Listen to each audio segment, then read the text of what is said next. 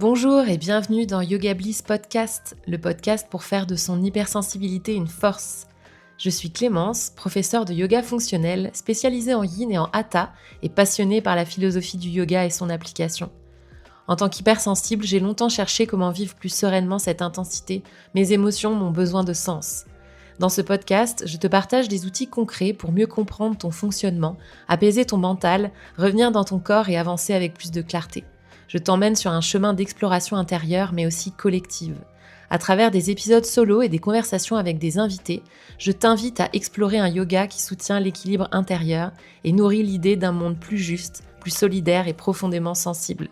C'est parti!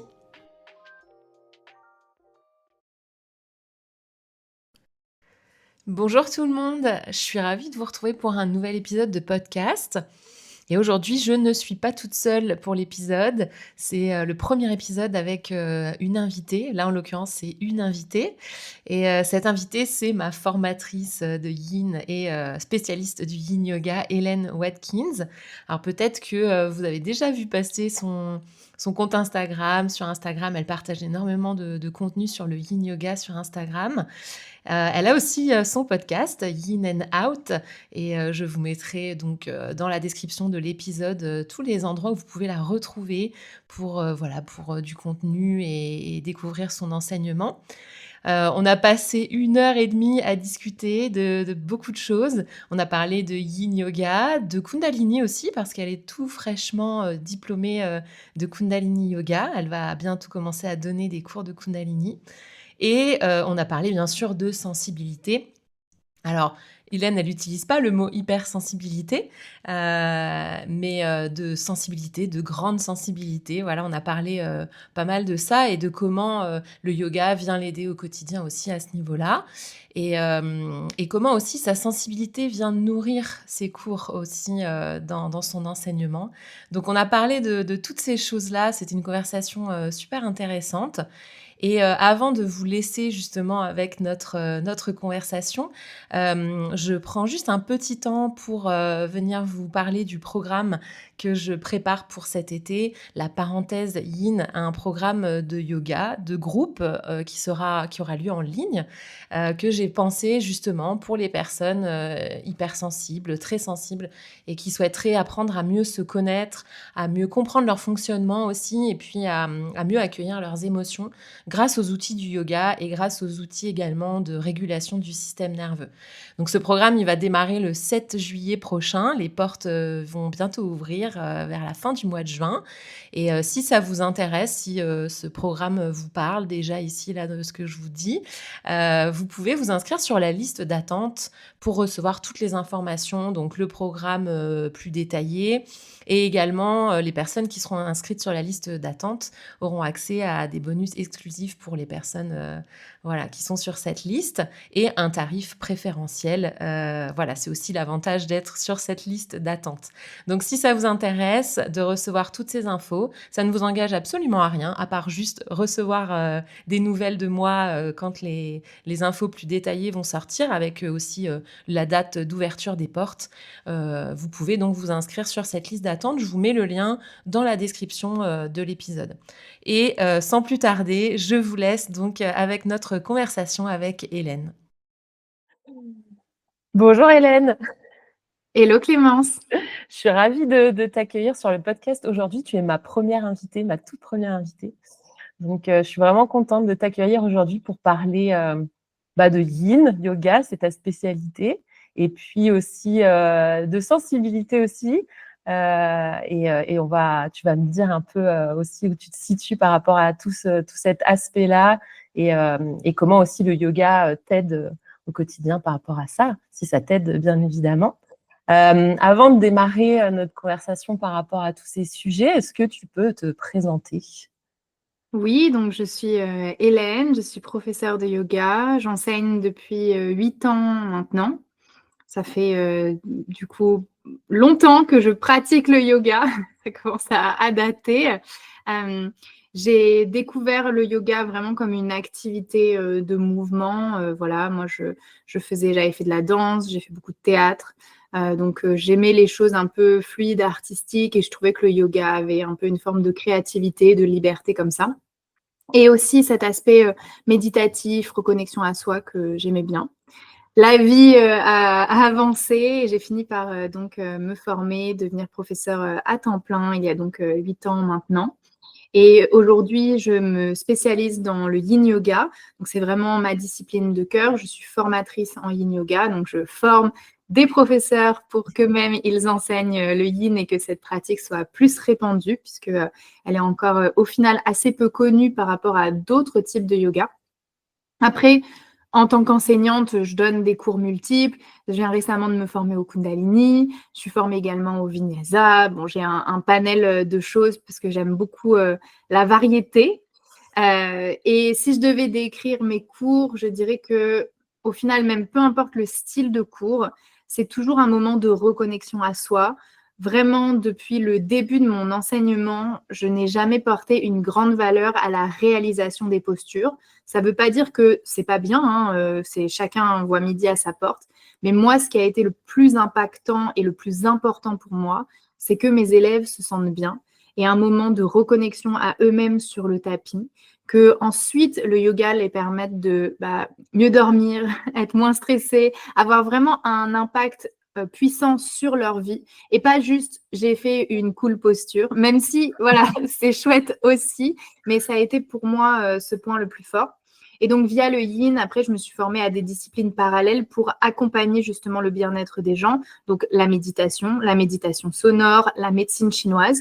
Donc, qui sont des disciplines où je suis vraiment allée avec ma casquette d'enseignante de yin yoga. Et j'ai toujours eu cette volonté de entremêler tout ça ensemble pour créer cette expérience de reconnexion profonde à soi, d'intériorisation et d'utiliser le yoga comme un outil pour sa vie et pour se sentir mieux au quotidien et pour se sentir en harmonie équilibrée. J'estime que beaucoup de personnes dans la vie, au final, font ce qu'on leur demande de faire ou ce qu'ils pensent qu'ils doivent faire. Et je pense que le yoga, c'est un moment de recul qu'on peut s'autoriser pour faire le point et se demander comment ça va vraiment là maintenant et comment ça peut aller encore mieux. Ouais, exactement. Ouais, je suis d'accord avec toi et je l'ai pas précisé au début, effectivement, c'est avec toi que je me suis formée en yin, donc pour moi, c'était aussi naturel de vouloir t'inviter sur le podcast pour parler de yin, qui est aussi une pratique que j'adore et dans laquelle j'aimerais bien encore plus me spécialiser. Donc, j'ai vu que expertise, ton troisième module allait un peu changer l'année prochaine, donc j'ai hâte de voir aussi ce que vous nous préparez avec Thibaut, donc ton binôme. Merci pour cette présentation. Et ma première question pour toi, c'était c'est quoi ton rapport à la sensibilité et enfin, où tu te situes, voilà, si on peut dire que chaque personne va être sur quelque part, voilà, sur le spectre de la sensibilité. Et comment tu la gères au quotidien? Je pense que si tu m'avais posé cette question plus jeune, j'aurais dit que j'étais hypersensible. Aujourd'hui, j'ai arrêté de me définir par ce terme parce que euh, je trouve que au final, on ne peut que expérimenter sa propre sensibilité. Donc, comment dire que je suis plus que quelqu'un d'autre, je ne sais pas. Mais par contre, ce qui est sûr, c'est que ça a été quelque chose que j'ai dû apprendre à gérer et à canaliser, que ça n'a pas toujours été un cadeau d'être très sensible. J'ai fait beaucoup d'anxiété, c'est aussi quelque chose qui m'a menée vers le yoga.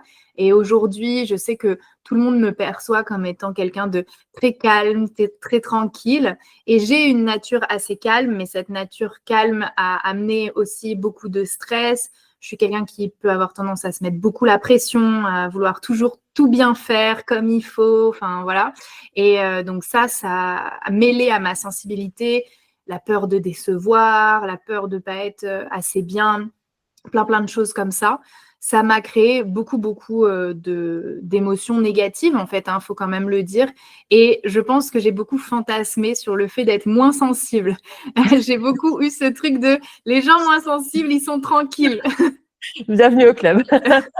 Donc, voilà, ça aurait été ma réponse quelques années plus tard. Et aujourd'hui, après 8 ans d'enseignement du yoga et en étant dans ce rôle en plus de formatrice, je pense que ça reste quand même un énorme atout.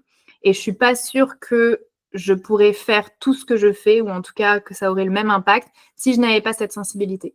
Parce que ma sensibilité, elle me permet d'ajuster chacun de mes cours à ce que je ressens dans la pièce, de vraiment connecter profondément aux gens devant moi, d'avoir une lecture qui va au-delà de simplement ce qu'ils me disent et ce qu'ils présentent d'eux-mêmes, mais de comprendre quelque chose de plus profond. Donc aujourd'hui, je vois ça comme un atout, mais ça reste quand même quelque chose qu'il faut apprendre à gérer. Et puis après, il y a aussi une réalité, je pense, pour tout le monde, c'est-à-dire que quand la vie va bien, la sensibilité va bien. Et quand la vie va moins bien, c'est plus difficile de gérer la sensibilité. Donc je touche du bois, pour le moment, tout va bien. Mais voilà, c'est quelque chose avec qui j'ai une relation amour-haine, ma sensibilité. Mais je crois maintenant vraiment que c'est quelque chose qui m'a menée là où je suis aujourd'hui, et que sans cette grande sensibilité, ma vie n'aurait pas pu être la même. OK. Donc oui, donc quand même pas mal de sensibilité, même si tu n'utilises pas le mot hypersensible, et je comprends aussi parce qu'on est tous sensibles et forcément on va tous avoir un niveau de sensibilité différent. Est-ce qu'il y a quand même dans ce qu'on va dire les caractéristiques de l'hypersensibilité, des choses qui toi te correspondent, par exemple au niveau d'hyperesthésie, ou des sons ou des choses qui parfois peuvent te déranger plus et qui ne dérangeraient pas quelqu'un, on va dire, qui a une sensibilité un peu plus dans la moyenne, on va dire, ou est-ce que ça va à ce niveau-là? Oui, moi, je suis hypersensible au son, et le fait d'avoir fait beaucoup de sonothérapie, ça ne m'a pas aidée. Ça a développé mon oreille et développé mon hypersensibilité au son. Donc voilà, ça c'est un truc, il faut que j'apprenne à vivre avec, parce que parfois même c'est difficile pour moi de tenir une conversation s'il y a un son qui me dérange en même temps. Mais ça, j'ai toujours eu un peu l'hypersensibilité au son. Après, j'ai une hypersensibilité, j'ai envie de dire physique aussi. Ma peau est très réactive, j'ai fait de l'eczéma, je peux être très allergique à plein de choses. Voilà, même je digère pas beaucoup de choses. Enfin, je pense que parfois l'hypersensibilité, elle se transcrit sur des choses vraiment très pragmatiques, le fait d'avoir des allergies ou des choses comme ça. Et après, pour moi, ce qui a toujours été le plus problématique dans mon hypersensibilité, c'est de ne pas réussir à avoir une conversation avec quelqu'un qui va être en débordement d'émotions. Donc ça, dans le yoga, ça peut être très compliqué, parce que parfois, on a des gens qui pleurent et instantanément, j'ai envie de pleurer avec la personne. Donc ça, c'est vraiment quelque chose que j'ai envie d'apprendre à m'améliorer. C'est plus facile aujourd'hui, adulte, à 30 ans, que voilà, c'était quand j'étais plus jeune. Mais ça reste hyper difficile. Et je sais que, donc, par exemple, mon binôme sur les formations, c'est Thibaut. Et lui, qui est quelqu'un de sensible, mais pour le coup, de façon beaucoup plus intériorisée, il va pas du tout montrer ses émotions aux autres. Il va être très pudique avec ça. Personne ne l'a jamais vu pleurer. Voilà, c'est vrai, on le voit surtout rire et rigoler, ça c'est sûr. Mais c'est vraiment c'est une gestion de ses propres émotions. Et en fait, toujours si sur une formation, on a quelqu'un qui est dans une crise de panique, qui est stressé, qui pleure, etc., c'est lui que je vais envoyer, non pas parce que ce qu'il va dire serait différent de ce que je vais dire moi, mais juste parce que moi, je vais avoir vraiment beaucoup de difficultés à pas me mettre sur le rythme. Voilà, bon, c'est les trucs un peu compliqués. Ça me fait penser à une histoire que ma mère m'avait racontée, parce qu'elle était allée à un enterrement de quelqu'un qu'elle ne connaissait pas. Ok, elle avait accompagné une personne à un enterrement. Elle m'a dit, j'étais celle qui pleurait le plus. Elle me dit, les gens venaient mettre leurs mains sur mon épaule et tout, comme si c'était une personne qui avait été hyper importante dans ma vie. Elle me dit, dans ma tête, j'étais là, arrête de pleurer, arrête de pleurer. Donc, c'est juste le contexte, quoi. Elle était dans l'église, il y avait eu tout le truc, bon voilà, tout le cérémoniel, et ça l'avait hyper émue. Et après, elle n'arrivait pas à arrêter de pleurer, comme elle voyait que les gens étaient hyper touchés forcément de ce décès. Mais littéralement, la personne décédée, elle ne l'avait jamais rencontrée. Donc, c'était complètement absurde.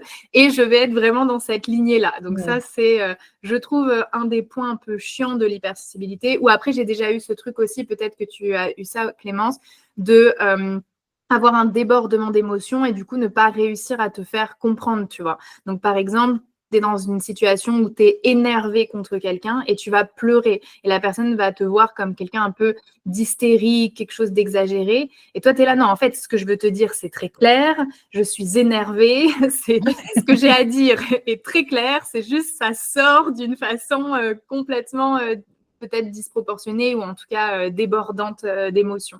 Ça, c'est les points un peu plus chiants, je dirais, de l'hypersensibilité. Après, mon hypersensibilité au son, je le vois pas de façon mauvais, mais par contre, c'est à doser, oui. Mais je pense que ça me donne des facilités pour la sonothérapie, juste ça peut me contraindre dans d'autres contextes.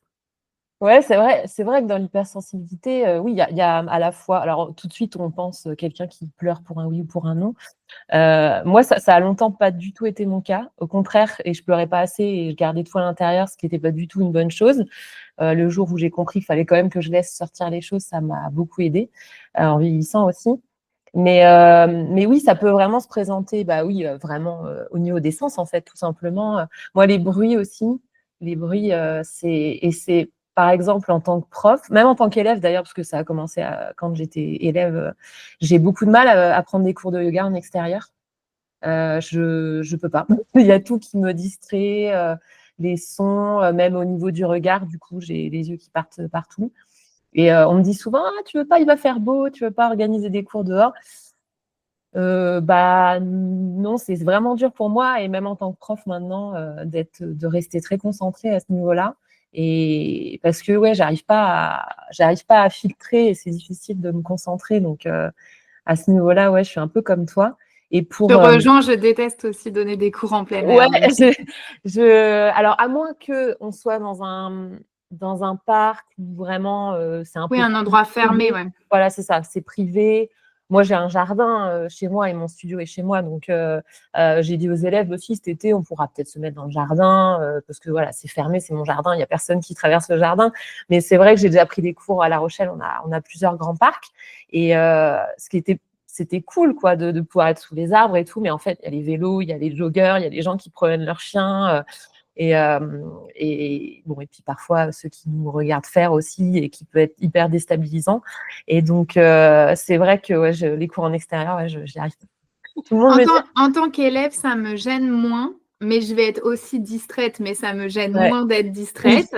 Mais j'ai vraiment ce truc, bah moi, ça a été vraiment le cliché des gens qui me connaissent depuis toute petite, ça a toujours été, oh Hélène, la tête dans les nuages, puisque moi, je suis la fille, j'entends un truc, je lève les yeux, je vais regarder les oiseaux, machin. Donc, ça a toujours été ce truc un peu, voilà, cliché autour des gens qui me connaissent depuis mon enfance et qui n'a pas disparu, en fait. Ce truc de soudainement, je tourne la tête parce que j'ai entendu un bruit ou quelque chose et que je suis très vite happée par les choses autour de moi.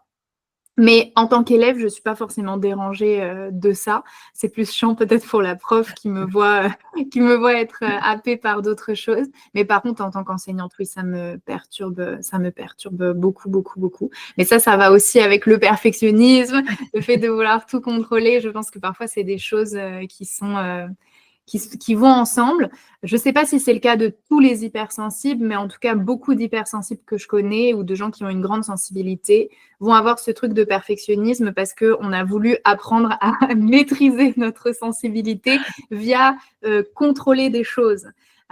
Automatiquement, ça peut être plus difficile de gérer les émotions quand tu n'es pas que tu n'as pas la connaissance de ce qui va se passer, que quelque chose te tombe dessus de façon inattendue, alors que dans le contrôle, tu peux te préparer psychologiquement et du coup, tu peux avoir une approche un petit peu plus zen face à la situation et avoir un peu ce recul sur tes propres émotions. Mais moi, ça a été quelque chose que j'ai beaucoup cherché avec le yoga, hein, d'apaiser mes émotions et de me sortir. J'avais vraiment cette sensation d'être tu vois, vraiment le nez collé à une vitre, quoi, de ne pas réussir à voir les choses sous une perspective plus large en me disant, bah, en fait on s'en fout. En fait, c'est pas grave.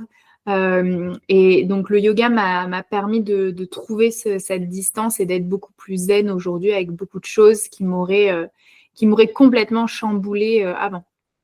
Ouais, justement, bah, ça m'amène à ma deuxième question, du coup. Et tu parlais tout à l'heure, ouais, quand quelqu'un pleure et que du coup ça te donne envie de pleurer, ouais, cette hyper empathie pour le coup que moi aussi j'ai, et que quand on est prof, je comprends. J'ai encore jamais eu d'élèves qui ont pleuré dans mes cours. Alors, j'ai une élève régulière en yin qui m'a avoué qu'elle avait déjà plusieurs fois pleuré dans mes cours de yin, mais de façon très discrète, et donc je m'en suis jamais rendu compte. Mais j'ai jamais eu encore à gérer des débordements d'émotions comme ça. Je me dis, le jour où ça va m'arriver, je sais pas trop comment je vais faire, mais on fera avec. Après, ça Je dépend du comprends. contexte. Il y a des fois, ça donne pas envie de pleurer tellement c'est la panique. Moi, je me rappelle, une fois, j'ai donné un cours dans une salle. Je crois que c'était la deuxième fois où je donnais cours dans cette salle ou quelque chose comme ça. Donc, j'étais assez nouvelle, je connaissais pas trop les élèves. Littéralement, la fille juste devant moi, au premier rang, n'a fait que chialer tout le long du cours. Mais vraiment pas en mode un peu, quoi. C'était vraiment genre les Ouais. grosses larmes, et elle faisait le cours en même temps. Enfin, c'était vraiment hyper étrange comme expérience. Donc ça m'a pas donné envie de pleurer. Ça, je me disais, mais Mm-mm. pourquoi elle sort pas? Enfin, je veux dire, j'arrivais pas à comprendre le truc. Donc, genre, elle faisait le guerrier 2 et elle était là en même temps. Enfin, c'était Ah oui, vraiment genre, c'était un vinyasa carrément. c'était un vinyasa. Non, c'était vraiment une expérience. Du coup, là, on était tellement dans quelque chose qui me semblait hors du commun, Ouais. inhabituel, parce que je me disais, mais en fait, si tu pleures vraiment, enfin, elle devait traverser un truc hyper difficile. J'étais pas du tout en train de juger cette fille. J'étais juste en train de me Mm. dire, mais qu'est-ce que tu fous en guerrier 2 Oui, dans ma tête? oui, oui, je Je me pensais que tu parlais d'un cours de yin, hein, d'ailleurs, quand non, tu as commencé vraiment. l'année Enfin de. bon, Ah ouais. voilà, Oui, oui, ça m'a marqué. j'avoue. Et dans ma tête, j'étais là, oh là là, oh là là, qu'est-ce qui m'arrive C'est clair. vraiment? Oui, donc là, j'avais pas envie de pleurer. Là, j'étais en train de me dire, mais comment gérer? En fait, là, je me disais, Ouais, comment ouais, ouais. gérer ce genre de choses? Donc, ça va vraiment dépendre de la personne. Et après, il y a des gens qui pleurent en yin un petit peu plus de sorte de libération émotionnelle. Et ça me donne pas envie de pleurer. Ça, je pense que c'est quelque chose de la sensibilité, c'est qu'on arrive à vraiment ressentir, entre guillemets, si la personne est très triste ou pas. C'est-à-dire que ça peut me donner envie de pleurer, même quand quelqu'un ne pleure pas. Juste, il va me dire des mots et je vais sentir l'émotion, je vais sentir que la Mm-mm. personne est chargée, versus quelqu'un qui pleure. Et là, je vais me dire, OK, c'est une libération émotionnelle et je peux tout à fait être là et accompagner. Et ça, là, ça va pas me donner envie de pleurer, en fait, du tout. Donc, ça dépend vraiment du contexte. Mais c'est intéressant que tu as appelé ça de l'hyper-empathie, parce que je me suis toujours demandé si réellement c'était de l'empathie. Tu vois, parce que d'une certaine façon, l'empathie, c'est aussi comprendre, vouloir soutenir, vouloir te mettre à la place. Alors que moi, dans ce genre de situation, je me dis, oh là là, j'avais pas envie de pleurer et l'autre, elle me fait pleurer. Enfin, j'ai aussi de l'empathie, bien sûr, pour la personne, mais il y a aussi cette couche de c'est pas vrai, tu vas te mettre à chialer, c'est pas Ouais. à toi de pleurer. Enfin, tu vois, il y a cette petite voix intérieure aussi qui est là, genre, ressaisis-toi, c'est pas tes problèmes, en fait, tu vois. Ouais, c'est pour ça que c'est de l'hyper-empathie, justement, c'est de l'empathie un peu déréglée, quoi, où du coup, moi, c'est pareil, hein, parfois, où on fait l'éponge aussi, et parfois, moi, je m'en rends pas compte forcément tout de suite. On absorbe, en fait, comme tu disais, les émotions des autres, et on les prend pour nous, et en fait, après, on se dit, mais là, je suis énervée, mais en fait, de base, j'avais pas démarré la journée énervée. Enfin, est-ce que c'est vraiment moi qui suis énervée, ou est-ce que j'ai croisé quelqu'un qui était énervé? Euh, et donc, euh, et donc, c'est vraiment littéralement se mettre à la place des autres, et même quand on n'a pas vraiment envie de le faire. C'est ça qui est un petit peu. Mais après, quand on en a, enfin moi, en prenant de plus en plus conscience, j'arrive de mieux en mieux à faire la part des choses. Je pense que c'est là où ça aide, en fait, c'est voilà, de réussir à mettre un mot dessus et de savoir comment ça fonctionne chez soi, et après de pouvoir se dire ok, bon, où là je me sens en sorte d'être en connexion avec les autres et de pas faire trop l'éponge. Ça aussi, ça va dépendre aussi de l'énergie du jour. C'est plus ou moins facile selon les jours. Ouais. Oui, après, moi, j'ai pas trop la problématique de le garder avec moi. Ça a été quelque chose que j'ai beaucoup entendu. Ce truc de même demander des conseils. Hélène, comment on fait une fois rentré chez nous, tu vois, pour ne pas être chargée de ça. Et sauf si je vais passer vraiment toute une journée entière avec quelqu'un qui va pas bien. là, je rentre le soir, je suis Mmh. plombée. Mais j'ai envie de dire ça, tu as pas besoin d'être très sensible, hein. Oui. Je pense que n'importe qui, si tu côtoies des gens qui vont pas bien pendant une longue durée, bon, bah, tu rentres chez toi, c'est pas la grosse joie, on va pas se mentir. Mais réellement, ce truc de garder en moi les émotions des autres, non, je pense que j'ai la chance d'être quand même quelqu'un de très positive dans mon quotidien, qui va vraiment avoir toujours une vision assez optimiste des choses. J'ai discuté il n'y a pas très longtemps avec quelqu'un qui me disait est-ce que toi, tu penses que ça a été facile de devenir professeur de yoga? Et je dis tout le temps oui, mais je dis oui, mais ça ne veut pas dire que dans les faits, tu peux juger que c'est facile ou pas facile. Je dis oui parce que moi, de mon ressenti et de ma perception, ça a été facile. Est-ce que ça veut dire que je ne me suis pas pris 150 000 refus? Est-ce que ça ne veut pas dire que je n'ai pas bossé avec des gens désagréables? Est-ce que ça ne veut pas dire que j'ai pas eu des mauvaises expériences? Non, pas du tout. C'est juste ma nature, vraiment, sans chercher à le travailler. C'est qui je suis, de plutôt garder les yeux rivés vers ce qui marche et vers ce qui fonctionne et de vouloir avancer vers ça et de pas rester à ressasser les trucs négatifs. Ça, je vois, c'est une question de nature. Mon mari, lui, Mmh. peut avoir ce truc un peu à tourner parfois sur le négatif, à avoir du mal à le digérer. Et moi, je vais être à côté, genre, bon, bah, on passe à autre chose, quoi. Voilà, next, passons à quelque chose de bien. Je pense que du coup, on s'équilibre pour ça. Mais du coup, ça fait pas partie je touche du bois, voilà. Ça fait pas partie des trucs qui sont trop difficiles pour moi. Et c'est vrai, quand on me demande ça, comment faire pour passer à autre chose, bah, en fait, moi, mon meilleur conseil, c'est de bouger, quoi, en vérité. Mmh, C'est mmh, mmh. de faire circuler l'énergie, quoi. De littéralement transpirer, aller transpirer tout ça loin de soi, quoi. Ouais, ouais, je suis d'accord.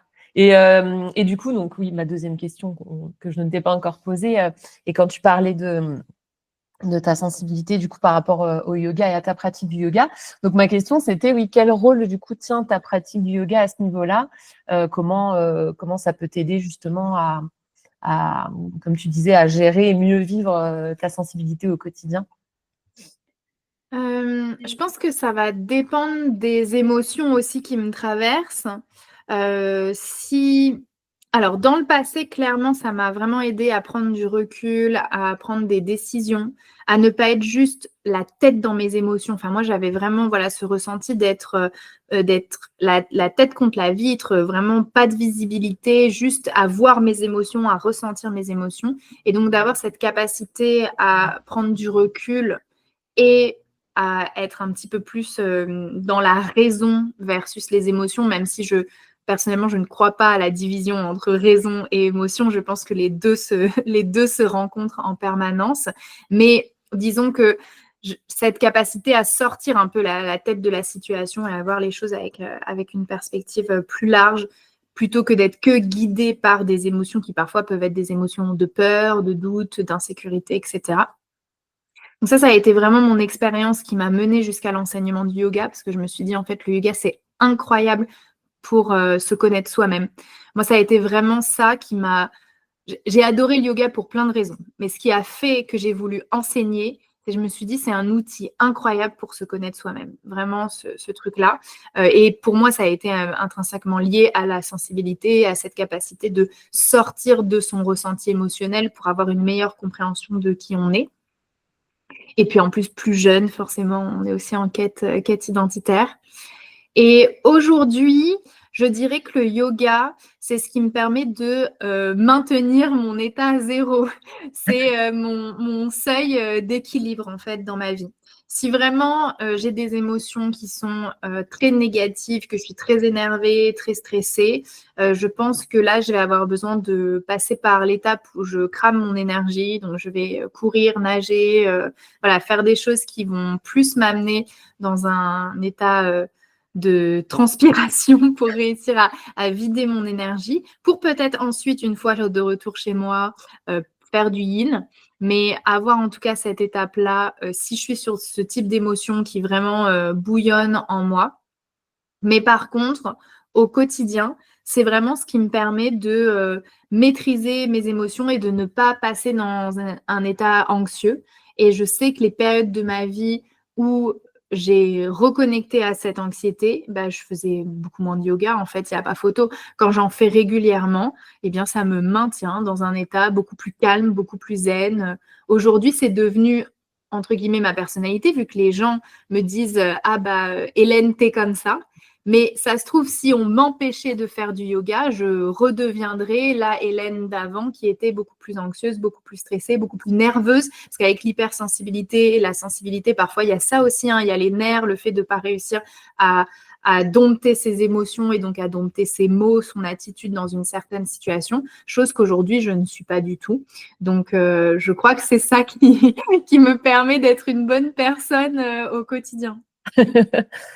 Ouais, c'est vrai que ce que tu disais sur le yoga aide à prendre du recul quand on est un peu trop, oui, le nez dans nos émotions, dans nos trucs qui nous tracassent. C'est ça aussi, ça a été ça aussi pour moi de pouvoir faire ce pas de recul et justement faire le tri entre ce qui vaut vraiment la peine enfin, pas de ressasser, mais en tout cas, est-ce que voilà, il y a des choses qu'on peut laisser partir facilement, d'autres qui valent peut-être la peine d'être un peu plus étudiées, mais c'est vrai que sur ça, ça aide à prendre ce pas de côté et à se dire, ok, bon, il y a des choses plus graves, est-ce que je m'énerve pas un peu pour rien, ou est-ce que je suis pas frustrée pour rien, ça aide beaucoup à ce niveau-là, quoi.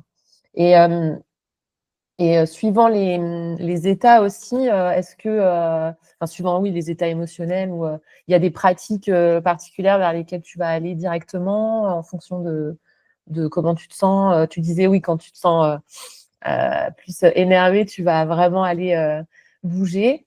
Ouais, est-ce qu'il y a d'autres pratiques en particulier auxquelles tu penses qui t'aident dans certains types d'états plus précis? Oui, si je suis stressée et un peu dans une boucle négative, je vais faire du Kundalini. Ça va vraiment transformer mon énergie et ça va m'amener vers quelque chose de beaucoup plus positif et optimiste. Et si je suis très fatiguée, peut-être triste, là, je vais plus axer sur le yin. Et parfois, quand on ressent beaucoup d'émotions, on sent cette fatigue émotionnelle. Et là aussi, ça va être vraiment le yin qui va venir me nourrir. Hmm. Ouais, moi, c'est vrai que. Alors, la dernière fois, par contre, je pensais avoir besoin de yin et j'ai pas pu aller au bout du cours. Je me suis relevée, j'arrivais pas. Alors, autant, bon, parfois, on n'arrive pas à être dedans, ça arrive, mais j'arrive quand même à faire le cours. Et là, vraiment, j'ai senti que le corps avait besoin de mouvement. Donc, j'ai arrêté et je me suis dit, c'est pas grave, je referai du yin demain, après-demain. Mais oui, c'est sûr que ça c'est bien aussi de tous les outils qu'on peut avoir dans le yoga et qui vont nous aider dans différents états. Et c'est pour ça que c'est important aussi de bien se connaître, comme tu disais, pour savoir aussi quels outils, que ce soit du yoga ou d'autres pratiques d'ailleurs, vont nous aider. Et est-ce que, vu que tu es fraîchement diplômée de Kundalini, est-ce que tu peux nous en dire un petit peu plus sur cette pratique alors, je sais que tu as fait un épisode de podcast sur ta formation en Kundalini. Et donc, je pourrais d'ailleurs mettre le lien dans la description pour les personnes qui sont intéressées par la pratique du Kundalini. Mais est-ce que tu peux nous en dire un petit peu plus sur cette pratique et toi, voilà ce qu'elle t'apporte et comment tu la pratiques du coup? Oui, alors le Kundalini, c'est un yoga qui est assez particulier, assez différent des autres formes de yoga. C'est un yoga qui est très inclusif, mais qui est très dynamique. Donc, c'est ça, moi, qui m'a beaucoup attirée. Donc, les mouvements sont quasiment tous extrêmement simples. C'est-à-dire que un mouvement pourrait être je suis assis en tailleur, j'inspire, je lève les bras, j'expire, je baisse les bras, hein, par exemple. Ou alors je suis assis en tailleur, j'inspire, je tourne les deux bras à droite, j'expire, je tourne les deux bras à gauche. Enfin voilà, des choses qui sont vraiment très réalisables et toujours très adaptables. Si ce n'est pas réalisable, il n'y a pas de problème, on pourrait faire du Kundalini sur une chaise. Enfin, tout ça, ça reste très accessible. Mais par contre, c'est très dynamique parce qu'on le fait pendant plusieurs minutes et on essaye, donc ça, encore une fois, on adapte à son rythme, mais on essaye d'y mettre de la vitesse et du souffle. Donc, si pendant 3 minutes, rapidement, t'inspires, tu lèves les bras, t'expires, tu baisses les bras, bon, bah, t'as les bras qui chauffent, hein, voilà. J'apprends rien à personne, ça devient difficile. Donc, il y a beaucoup d'exercices comme ça de Kundalini. Donc là, j'ai donné que des exemples assis. C'est vrai qu'il y a beaucoup d'exemples assis au sol, mais il existe des postures debout. Enfin, voilà, il y a tout type de postures. Une posture que j'adore, moi, en yoga Kundalini, c'est une posture où tu es debout, ça s'appelle Painting the Aura, donc peindre son aura. Et Painting the Aura, c'est je suis debout et je fais une grande flexion avant et j'inspire, je lève les bras vers le haut et j'expire, pshou, je me laisse retomber au sol. Et donc, tu peux le faire de façon rapide et en même temps, tu as un back bend pour le dos, enfin, tu as vraiment beaucoup de travail qui se fait, une grande flexion avant. Tu as plein de choses en place avec ce mouvement, mais on va dire le mouvement reste accessible, c'est pas grave si tu touches pas le sol, enfin voilà, il n'y a pas d'obligation à tout ça.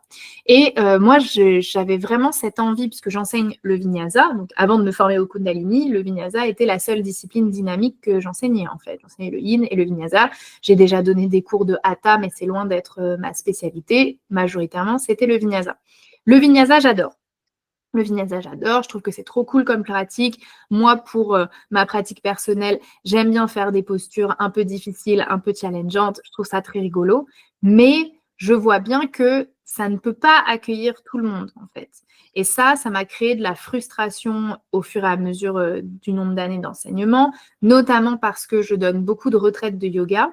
Et en fait, je travaille avec une agence de voyage qui s'appelle Namastrip, qui organise des séjours bien-être et qui veut vraiment démocratiser le bien-être et le yoga, ce qui fait que les séjours, pour la majorité, après il peut y avoir certaines thématiques où c'est pas le cas, mais pour la majorité sont ouverts à tous et se veulent ouverts à tous, peu importe ton âge, ton poids, ton niveau de yoga, ton niveau sportif. Ce qui fait que parfois, tu te retrouves avec des niveaux drastiquement différents, mais quand je dis drastiquement différents, c'est qu'il peut y avoir des gens qui sont capables de faire des inversions et des gens qui ont du mal à tenir un guerrier. Enfin, on peut avoir vraiment cet extrême-là et ces gens-là, ils sont avec toi pendant 5 jours et ils font du yoga 2 fois par jour avec toi. Et donc, tu es comme obligé de trouver une façon pour que ça marche pour tout le monde. Donc ça a été vraiment ma démarche personnelle où je me suis dit, bah, le Kundalini, ça répond à ça. Parce que le Kundalini, c'est dur pour tout le monde, mais c'est complètement adaptable pour tout le monde. Toi, tu veux le faire moins vite, bah, fais-le moins vite. Tu veux faire des pauses, bah, fais des pauses. Et toi, tu veux le faire plus vite et sans pause, et bah, ça sera plus dur. Enfin, voilà, c'est vraiment hyper facile d'adapter ça. Donc ça a été ma volonté pour le Kundalini. Après, une particularité du Kundalini, qu'on aime ou qu'on déteste, c'est que le Kundalini crée un effet de transe. Alors moi, j'adore et je trouve que c'est ça justement qui permet de shifter complètement son énergie. Donc, c'est-à-dire que comme tu répètes le mouvement pendant longtemps et que tu l'associes avec de la respiration, tu as un peu cette sensation, moi j'appelle ça comme les bulles de champagne dans la tête, là. Tu vois, cette petite sensation Oui. de frétillement, là. Moi, j'adore et je trouve que ça transforme complètement ton énergie, que tu es une personne nouvelle à la sortie de ton cours de Kundalini. Mais il y a des gens qui n'aiment pas ça. Il y a des gens qui sont mal à l'aise face à ça et donc c'est OK, hein, ça ne plaît pas à tout le monde. Le Kundalini, c'est aussi un yoga où on chante beaucoup. Alors, ce n'est pas obligatoire. Il faut savoir que vous pouvez totalement faire des cours de Kundalini où on ne chante pas. Dans un format de Kundalini classique, tu démarres, tu as des échauffements de Kundalini. Ensuite, tu fais un kriya de Kundalini, donc qui sont en fait on pourrait dire une chorégraphie, un enchaînement de postures prédéfinies avec un objectif. Donc, tu peux avoir le kriya pour le pardon, le kriya pour le chakra du cœur, le kriya pour la clarté mentale, le kriya pour préparer la méditation. Bon, voilà, plein de types de kriya différents. Et une fois que tu as fini ton kriya, tu es censé normalement faire dans un ordre ou dans l'autre, peu importe, une partie bain sonore et une partie méditation chantée, donc chant de mantra qui est une méditation. Donc, il y a plusieurs types. Il y en a où c'est littéralement le karaoké, hein, voilà, tu chantes. Et puis, il y en a, par exemple, il y en a un, tu fais des mouvements avec tes doigts. Donc, sur ta main, tu vas venir presser pouce index, pouce majeur, pouce annulaire, pouce auriculaire, et tu chantes pas vraiment, en fait, tu parles en même temps, et ça donne sa, ta. Et donc, il y a tout un rythme avec ça, où tu le fais une première fois doucement, une deuxième fois plus fort, une troisième fois dans ta tête. Enfin bon, il y a tout un un peu tout un rythme comme ça. Et donc ça, c'est un peu différent. C'est pas chanté, mais c'est quand même vocal. Et c'est vrai que dans certains kriyas de Kundalini, il y a aussi des choses qui peuvent être vocales. Donc ça peut être les choses qui déstabilisent. Par exemple, on peut faire certains mouvements où on va dire tourne la tête à droite, tu dis Wahe, tourne la tête à gauche, tu dis gourou. Et donc, tu fais ça pendant 3 minutes. Wahe, gourou, wahe, gourou, wahe, gourou. Donc, voilà, faut être dans le délire, hein, on va pas se mentir. Je peux tout à fait comprendre que ça ne matche pas avec tout le monde.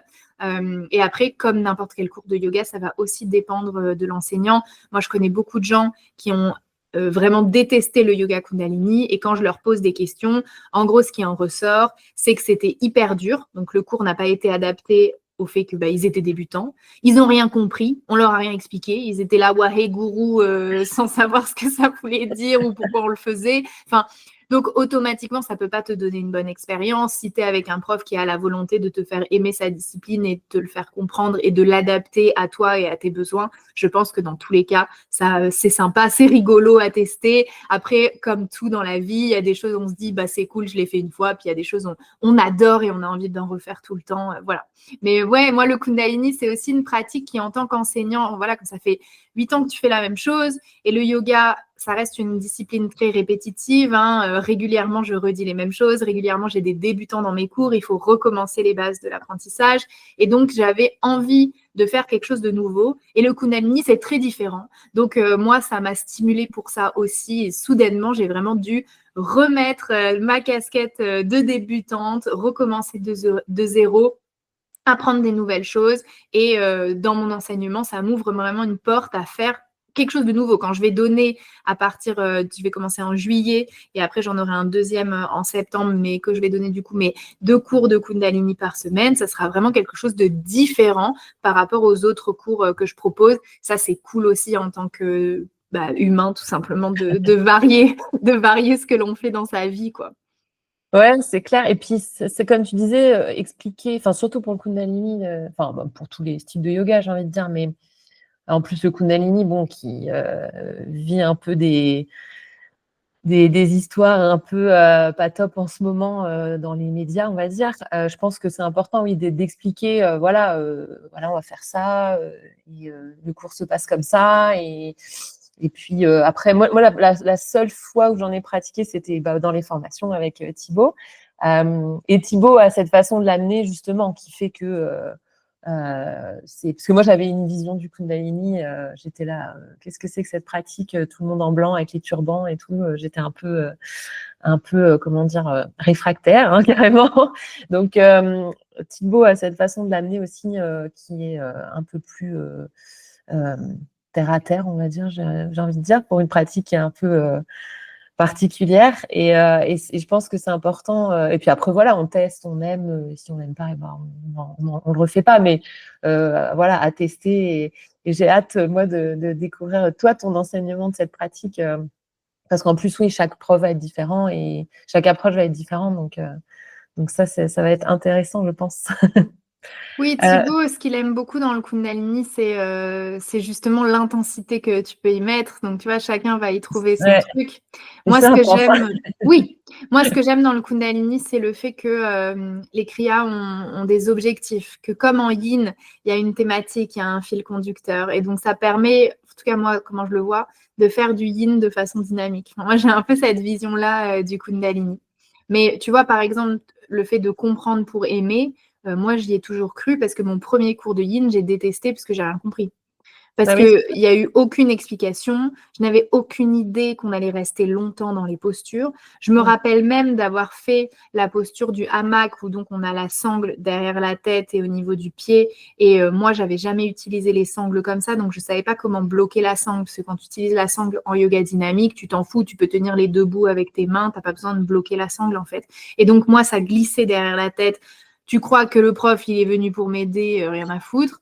Enfin, donc j'étais sortie de là, j'étais hyper contrariée parce que sur le papier, ça ressemblait à quelque chose que j'aurais dû aimer. Oui, des années plus tard, oui. Mais du coup, j'étais là, je comprends pas. On me parle d'un truc un peu introspectif, machin, étirement profond et tout ce que j'aime. Et en fait, j'ai détesté. Soit je ressentais rien, soit j'avais super mal. Vraiment, il n'y avait aucune explication. Je me rappelle que le mec, il parlait d'anatomie pendant 3 plombes. J'étais là, je m'en fous de l'anatomie. En fait, dis-moi ce qu'on fait là. Tu vois ce que je veux dire? Donc, non, vraiment, j'avais pas du tout adhéré parce que j'avais rien compris. Et c'est vrai que parfois, dans le monde de la spiritualité, il y a un peu cette idée de il faut pas chercher à analyser, poser le cerveau, etc. Bon, moi, je suis pas du tout d'accord, hein. Moi, je pense que justement, c'est à partir du moment où tu as la connaissance que tu peux poser le cerveau. En fait, pour moi, le concept même de, tu vois, par exemple, faire une méditation en mouvement ou quand quelqu'un va dire je médite dans mon flow de vinyasa, bon, bah, quelqu'un qui te dit ça, tu sais qu'il a un bon niveau en vinyasa. En fait, quand tu es débutant, tu médites pas. Quand tu es débutant, tu galères. Tu vois. Oui, oui, on est d'accord. Oui, ouais, c'est sûr. Et en plus, moi, ça me fait penser du coup, parce que quand on est très sensible, hypersensible, etc., le besoin de sens est encore plus fort que pour quelqu'un qui le sera peut-être pas. Et en plus, bon, comme tu dis, c'est hyper important de comprendre, oui, pour justement pouvoir après poser le cerveau, sans rentrer dans une conférence à chaque début de cours, évidemment, mais donner les points principaux et importants. Voilà, le yin, c'est ça, et on va faire ça, et voilà, chaque posture a telle fonction, etc. Et c'est sûr que moi, je suis pareil, quoi. Et c'est pour ça que le Kundalini aussi m'a toujours un peu interrogée, parce que je comprenais pas trop où on voulait en venir. Donc avec Thibaut, voilà, j'ai déjà ouvert un peu la porte. Et puis, Mais du coup, je suis curieuse, Clémence, comment tu t'es sentie avec les petits cours de Kundalini qu'on vous a fait on faire faisait en en formation? Bah, connaissant Thibaut déjà de son, vu qu'il nous faisait les cours d'anatomie, sa personnalité, etc., je savais que ça allait pas être des cours de Kundalini non plus trop perchés, j'ai envie de dire. Au début, alors moi, tout ce qui est voilà, cette espèce de rythme très très dynamique, c'est vrai que c'est intense, c'est difficile. En plus, on le faisait le matin. Moi, je suis pas du matin pour la pratique posturale, donc ça, autant te dire que c'était dur. Mais après, j'ai bien aimé. Enfin, je pense que ça venait de Thibaut aussi, et de comment il nous l'a amené, et de sa personnalité aussi en général. Après, voilà, on accroche ou on n'accroche pas avec certains profs. Et vu que j'ai fait en plus les 3 modules avec toi, on le faisait à chaque fois. Et j'ai bien aimé. J'ai bien aimé. Après, c'est vrai que ouais, j'aimerais bien plus. Enfin, je me suis pas plus intéressée que ça au Kundalini depuis, mais je pense que, comme tu dis, c'est important de savoir ce qu'on fait sur le tapis et pourquoi, et aussi de pas, oui, voilà, de pas contourner non plus, de pas dire cherchez pas à comprendre, ça va vous faire du bien. Bah si, quand même, c'est important. Et qu'on soit une personne très sensible ou pas, c'est quand même important de comprendre, quoi. Et après, on comprend petit à petit au fur et à mesure qu'on pratique, mais avec Thibaut, moi, j'ai bien aimé. Donc ça m'a pas converti non plus entièrement à la pratique du Kundalini. J'en ai pas refait depuis, mais maintenant que tu es formée, je me dis aussi ça m'intéresserait de pratiquer avec toi. Je pense que pour cette pratique-là en particulier, après ça marche avec toutes les autres pratiques, mais il faut trouver la personne avec qui on accroche bien, et voilà. Et après, moi j'aime bien aussi quand il y a quand même un côté terre à terre, ça part pas trop dans le cosmos, etc. Il y a Ouais, un le peu Kundalini, il y a ça un peu- part dans le cosmos. Mais moi, tu vois, c'est ça que je trouve rigolo. C'est ça qu'on en discutait avec Thibaut vis-à-vis du Kundalini, parce que lui, il comprenait pas forcément pourquoi les gens s'énervaient tant que ça. Il disait, en fait, c'est bon, c'est rigolo. Par rapport justement à certaines thématiques de kriya, parce qu'il peut y avoir des kriyas pour, par exemple, guérir ton foie, tu vois. Et il disait, oh, ça va, c'est rigolo. Et je dis, en fait, toi, tu dis ça parce que tu n'y crois pas vraiment. Parce que toi, tu fais Oui, le mouvement en te il disant, a ah ah, j'ai trop picolé hier, je fais mon kriya pour guérir mon foie. Bon, voilà.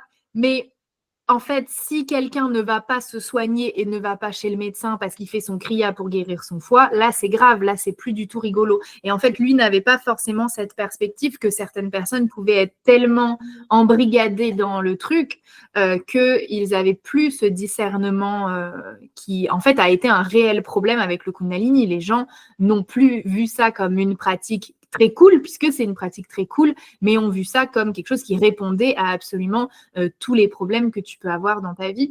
Et donc ça, évidemment, ça ne fera pas partie de mon enseignement. Et de toute façon, mon Kundalini sera un Kundalini un peu transformé, un Kundalini à mon image. Donc ça, c'est quelque chose qu'on peut aimer ou pas aimer, hein. C'est-à-dire que pourrait y avoir des puristes du Kundalini qui font mes cours et qui disent le cours de Hélène, c'est naze. Enfin, je veux dire, il n'y a pas de problème.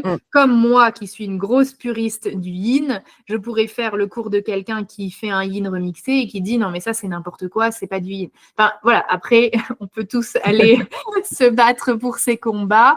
Mon Kundalini ressemblera à ce que moi, j'ai envie d'y faire. Moi, c'est vraiment ce que j'aime dans le Kundalini, c'est l'inclusivité et cette effervescence. Moi, le Kundalini m'apporte de la joie. J'ai l'impression de pétiller à la fin d'un cours de Kundalini et c'est ça que j'ai envie de transmettre aux gens. Ouais, bah c'est top. Et puis en plus, si ça peut aussi voilà, permettre de. Enfin, après, moi, j'ai découvert le Kundalini par tous les scandales qui l'entouraient. Donc forcément, je ne suis pas arrivée par une porte très, très positive sur cette pratique-là. Je n'en avais jamais entendu parler avant d'entendre parler de voilà, toutes les histoires qui ont pu sortir ces dernières années, et notamment sur son fondateur, enfin créateur, je ne sais pas comment, son gourou, voilà. Donc, mais après, oui, c'est vrai qu'il faut essayer de pas le prendre, oui, comme tu dis, comme quelque chose de trop sérieux. Enfin, et ça, oui, non, ça ne guérira pas toutes les maladies du monde. Mais malheureusement, oui, il y a des personnes qui tombent dans toutes ces croyances-là.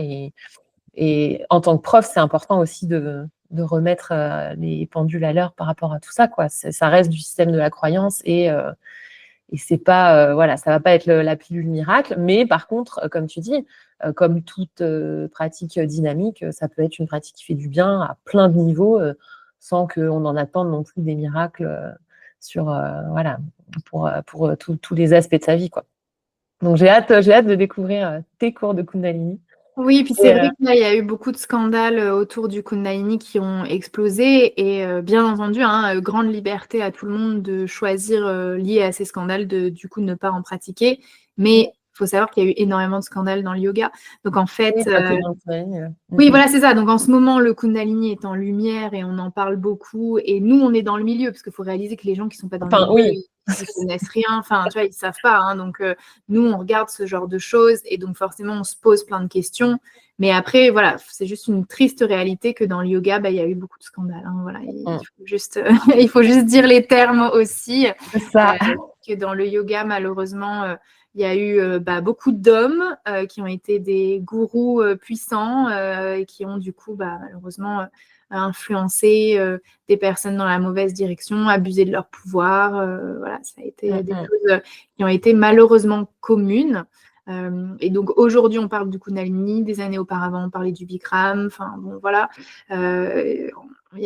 Franchement, il y a eu des histoires partout. Hein, dans l'Ashtanga, il y a eu des histoires. Enfin bon, voilà. Malheureusement, c'est compliqué. Alors, dans le hatha aussi, avec Shivananda.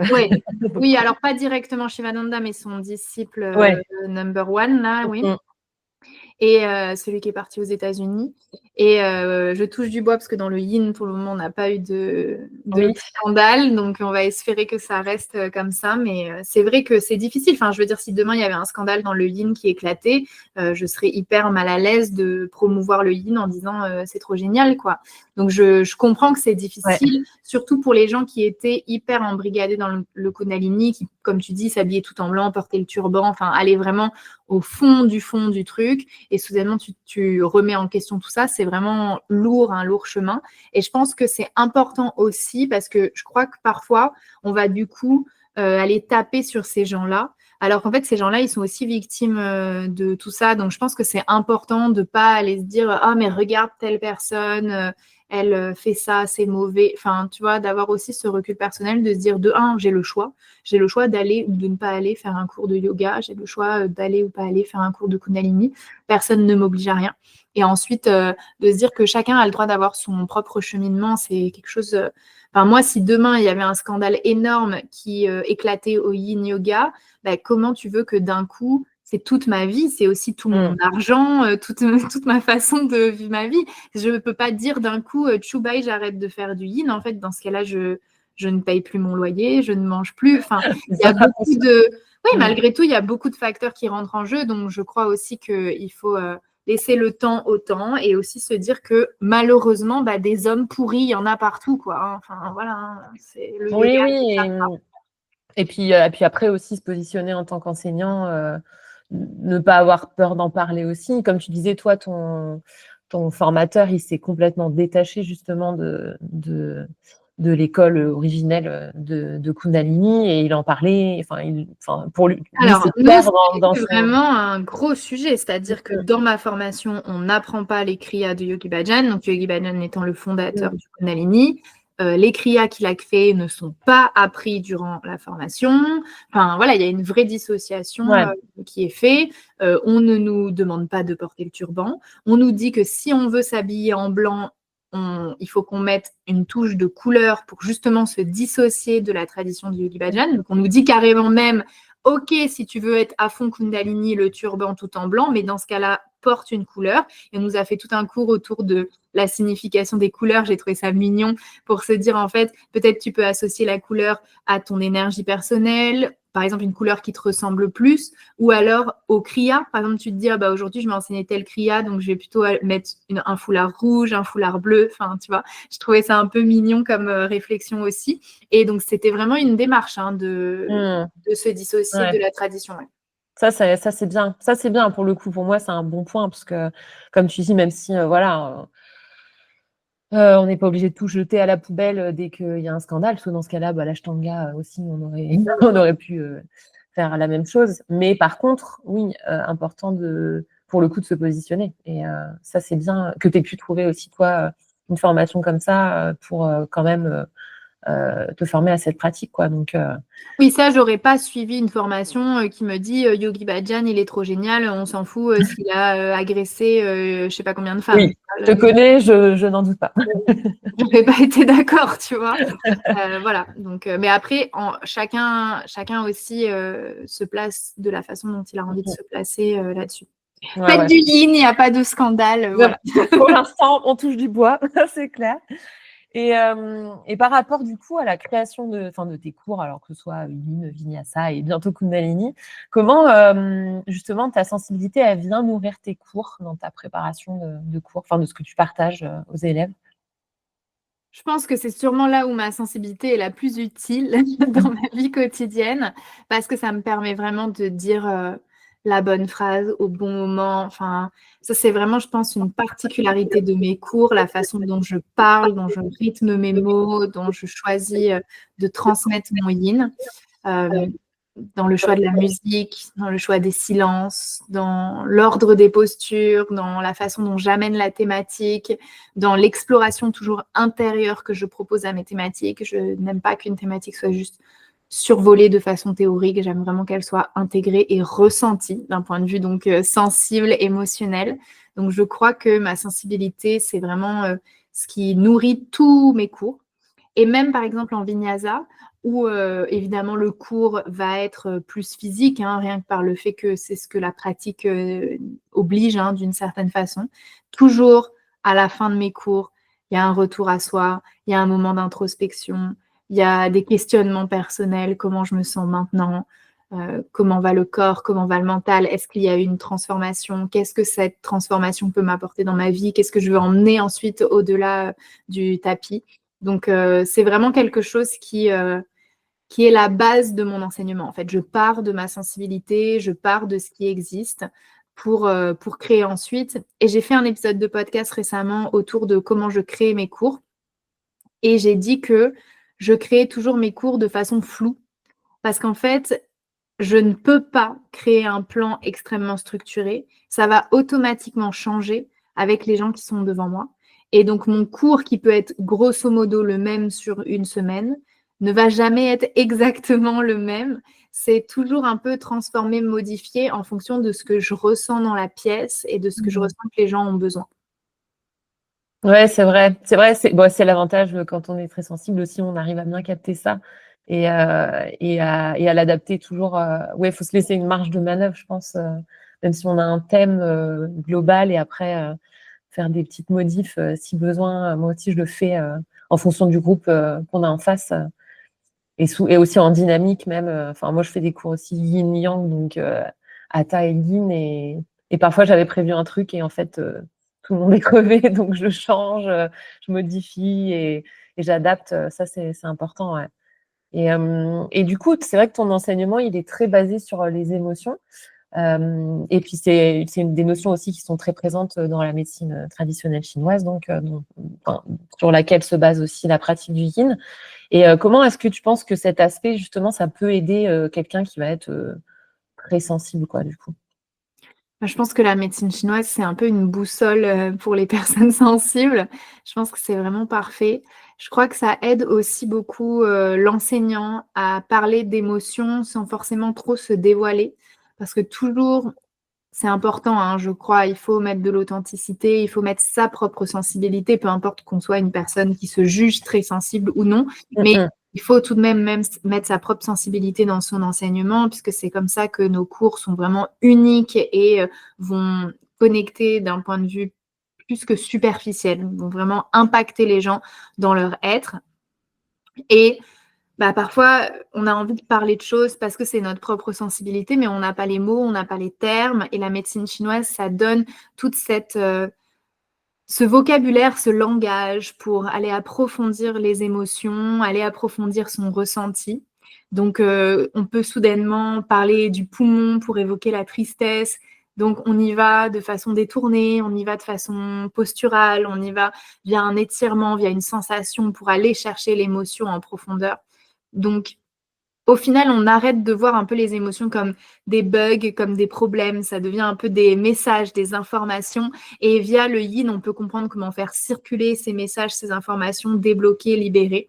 Je pense que c'est vraiment une bonne façon de se décoder soi-même, que ce soit littéralement en prenant la médecine chinoise pour acquis ou juste comme utilisation, comme outil pour aller ensuite mieux se comprendre dans une vision un peu de cartographie de qui on est. Ouais, je suis d'accord. C'est vrai que ça aide à mieux se décoder. Le mot est très juste, je trouve, et c'est ça qui est intéressant.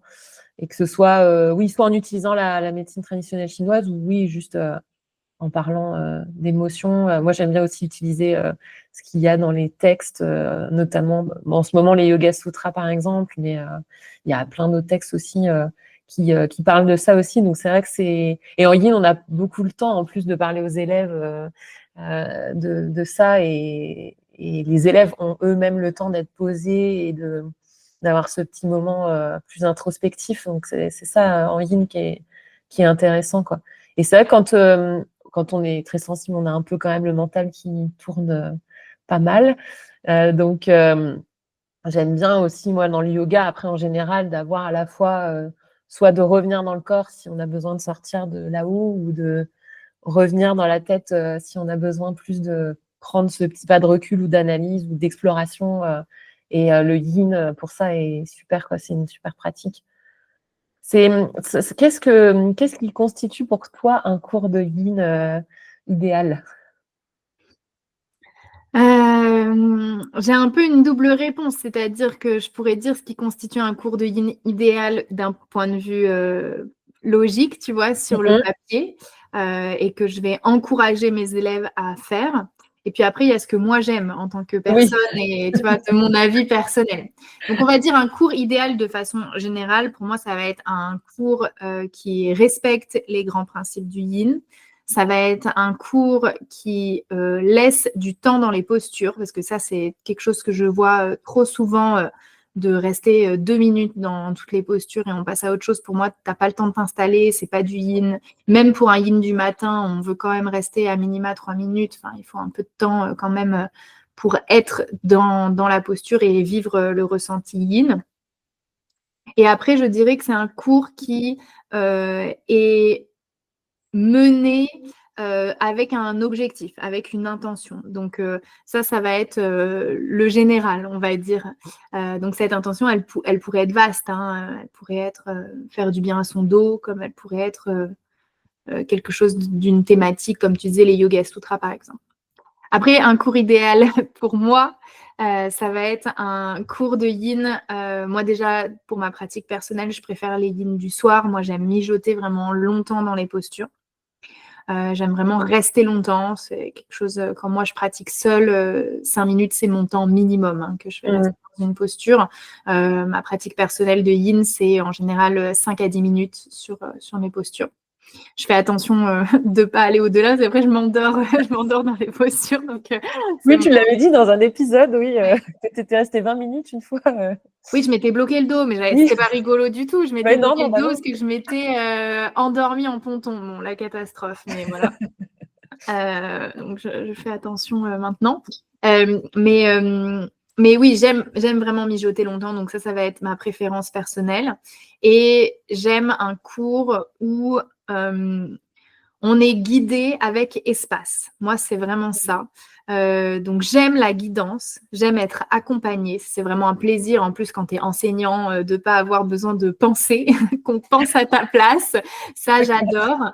Donc, j'aime être guidée, mais j'aime être guidée avec liberté et espace. Je ne supporte pas qu'on me dise exactement ce que je dois faire et automatiquement, j'ai une Hélène, genre 7 ans, esprit de contradiction qui naît en moi, tu vois.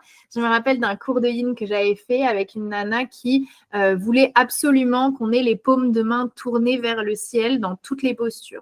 Et en fait, pour tourner les paumes de main vers le ciel, il y a une rotation aussi au niveau des épaules. C'est pas toujours confortable. En fait, je sais pas, par exemple, rien que quand tu vas en flexion avant, bah, c'est plus naturel d'avoir les mains vers le sol. En fait, moi, en tout cas, je trouvais ça moins confortable. Et d'un point de vue anatomique aussi, c'est pas naturel, on va dire. Et donc, bref, je ne voulais pas le faire. Je voyais très bien qu'elle répétait le truc 12 fois. Je savais que c'était pour moi. Hein. Je savais que j'étais la mauvaise élève du cours. Mais je me disais, en fait, pourquoi tu m'emmerdes avec un truc débile, tu vois? J'avais vraiment ce truc à l'intérieur de, mais laisse-moi mettre mes mains comme j'ai envie de mettre mes mains, là. C'est quoi, t'es la police de quoi, là? Tu vois, je comprenais pas. Je me disais, choisis des combats plus importants dans ta vie, quoi.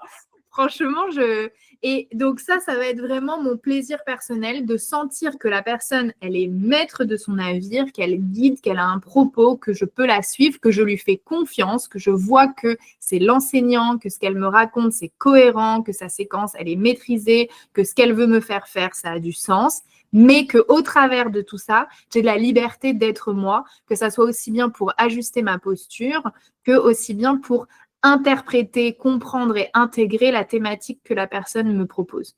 Tu vois, même au niveau d'une méditation, je vais préférer une méditation ouverte qu'une méditation fermée. Donc, une méditation ouverte, ça va être tu arrives dans ton monde intérieur, à quoi ressemble-t-il? Une méditation fermée, ça va être tu arrives sur une plage, le sable est blanc et il y a des petits coquillages dessus. Tu vois?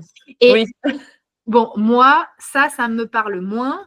Je trouve ça agréable, entre guillemets. Tu me lis un peu une histoire, on va dire, mais ça ne me fait pas méditer. Et potentiellement, à un moment donné, je vais arrêter de t'écouter pour partir là où moi, j'ai besoin de partir. Parce que pour moi, le yin, c'est reconnecter aussi à mon monde intérieur, à ma propre sensibilité, à mes propres besoins du moment. Et quand tu ne me laisses pas cet espace, ça me frustre et donc je vais prendre cette liberté à un moment donné, que tu en aies conscience ou non. Parce que conscience, oui, si c'est visuel dans la posture et si c'est intérieur, tu ne t'en rendras pas compte, mais je ne vais pas écouter ta méditation, du coup, je vais faire autre chose. Donc ça, c'est vraiment ce qui marche pour moi, mais ce n'est pas une trame pour dire que c'est le yin idéal pour tout le monde, en fait. C'est vraiment ma préférence personnelle de ce qui fonctionne par rapport à mes goûts et par rapport au fait que je suis une pratiquante de yin depuis plus de 12 ans maintenant. Donc, voilà. Ouais, je comprends. Et c'est vrai, moi, je me rends compte aussi avec le temps que j'aime de plus en plus le silence en yin. Enfin, en tant qu'élève, quand je fais du yin, je veux dire. Le cours que tu avais fait sur tout en silence sur la plateforme de Namastrip, j'avais beaucoup aimé. Et et au studio, chez moi, j'ai un petit groupe de Ginster qui vient vraiment toutes les semaines. Et on l'a fait une fois et je sais qu'ils aiment bien aussi. Enfin, c'est un groupe qui aime bien quand même pas mal de silence et qui maintenant en plus maîtrise bien le yin. Et donc, du coup, même si je continue de les guider dans les cours évidemment, mais je fais plus de cours où il y a plus de silence ou alors plus d'un sonore aussi avec les instruments. Et comme ça, voilà, les gens peuvent explorer un peu leur monde intérieur. Après, il y a un autre studio où je donne des cours de yin, c'est pas le même public non plus, donc c'est pas pareil. Donc ça dépend aussi des groupes qu'on a, mais c'est vrai que. Et après, oui, au niveau du postural, oui, faut laisser de la liberté aux gens, surtout en yin où de base, voilà, c'est un yoga fonctionnel où c'est la personne dans ses ressentis qui va pouvoir se caler aussi, et même si on donne les grandes lignes après. Mais parfois, moi, je me vois, ça arrive pas souvent, et je me dis, mais lâche donc. Mais ça, je pense, c'est un truc de contrôle aussi, parfois, qui revient bizarrement par touche, où je vois un élève je me dis, tiens, il pourrait être mieux installé, et je me dis, est-ce que je vais le voir? Parfois, j'y vais, parfois, j'y vais pas. Parfois, vraiment, il y avait besoin d'une petite réinstallation, parce que la personne me dit, ah oui, c'est mieux comme ça. Et des fois, où non, en fait. Donc ça c'est, mais oui, après sur juste la position des mains, on n'est pas on n'est pas à ça près. C'est vrai que chacun fait un peu comme il veut, quoi. Ok, bah merci pour cette explication. Et j'ai une dernière question pour toi. Est-ce que tu as des conseils, des tips pour du coup les personnes très sensibles ou même sensibles de façon normale, parce qu'après, comme tu dis, chacun vit sa sensibilité de manière différente, mais qui souhaiteraient mieux le vivre au quotidien, alors avec les outils du yoga ou d'autres outils que tu as dans ta boîte à outils personnelle? Oui, je pense qu'il faut trouver ce qui marche pour nous. Il faut accepter de moduler en fonction de la situation. Être sensible ou ressentir ses émotions, c'est accepter aussi que c'est normal, que être humain, c'est ressentir ses émotions. Tu vois, dans le yoga, je trouve qu'il y a un peu cette dichotomie avec à la fois, on dit que le yoga va t'aider à reconnecter à ta sensibilité, mais en même temps, je trouve qu'il y a un peu ce truc comme quoi le yoga, au bout d'un moment, va te faire devenir insensible. Tu vois, genre, je fais du yoga depuis 20 ans, je suis un super yogi, je ne réagis plus, je ne vais plus être en colère, je suis tout le temps zen, tu vois. Et j'ai même, moi, déjà rencontré des gens qui incarnaient ça et ça avait l'air faux parce que déjà, t'es pas humain. Enfin, je suis désolée s'il y a quelque chose de terrible qui se passe devant toi, mais soit en colère, soit révolté, enfin, ressens des choses, sinon t'es un robot, quoi. Et aujourd'hui, à l'ère de l'intelligence artificielle, on en a encore plus envie de connecter profondément aux émotions des gens. Donc, la première chose que je dirais, c'est voilà, vraiment de se dire qu'on peut utiliser plein d'outils pour apprendre à maîtriser nos émotions et à mieux les gérer, mais qu'il faut accepter qu'elles vont quand même être là, en fait. J'ai pas de solution pour que tu sois toujours happy et que, tu vois, Oui, voilà. c'est plus accueillir ses émotions et que les manager, quoi. Ouais, c'est se dire que on va trouver des méthodes qui vont marcher pour nous, qui peuvent être déjà le mouvement n'importe quelle forme, parce que parfois on pense le mouvement égale mouvement rapide, mouvement dynamique, faire de la course à pied ou je sais pas trop quoi. Pas forcément, hein, le yin c'est du mouvement aussi, c'est du mouvement tranquille, mais c'est du mouvement. Mais bouger, ça change la vie. Donc, genre, ça va pas. Tu packes tes clics, tes claques dans un sac et tu vas marcher même autour de ton pâté de maison. Tu reviens, déjà, ça va mieux. Enfin, le fait de faire circuler l'énergie du corps, ça transforme la vie, peu importe la forme que ça prend. Donc, si ça, c'est pas possible, bah, via la respiration, ça aide énormément. Mais j'ai pas vraiment. En fait, je pourrais à la fois donner 1000 trucs. Je pourrais te dire, fais telle posture le matin, fais telle posture le soir, fais telle respiration quand tu es stressé, quand tu as ceci, quand tu as cela. Mais je crois que vraiment, la meilleure réponse que je peux donner, surtout pour quelqu'un qui a cette problématique de se dire, je suis trop sensible, en tout cas sur un jugement comme ça m'encombre. J'aimerais l'être moins, j'aimerais être moins encombrée de toute ma sensibilité, de toutes mes émotions. je dirais, essaye de ne pas voir tes émotions comme un problème, mais plutôt comme quelque chose qui te rend humain. C'est merveilleux d'être humain, c'est pour ça qu'on va t'aimer, qu'on va connecter à toi. Et si tu as besoin de switcher tes émotions, de faire circuler, imagine-toi comme une boule à neige, là tu veux secouer et faire en sorte que les flocons se redéposent un petit peu différemment, bouge. Bouge, peu importe comment c'est, peu importe à quoi ça ressemble, peu importe la forme qui fonctionne pour toi à l'instant T, mais bouge. Fais quelque chose du mouvement et vraiment, je suis convaincue que ça change la vie. Bouger tous les jours, ça change la vie. Bouger tous les jours, ça ne veut pas dire faire des heures de sport tous les jours. Ça veut juste dire marcher, respirer, s'étirer, faire des mouvements qui peuvent être très simples. Mais pour moi, ça, c'est la solution pour maintenir ses émotions dans un état beaucoup plus serein.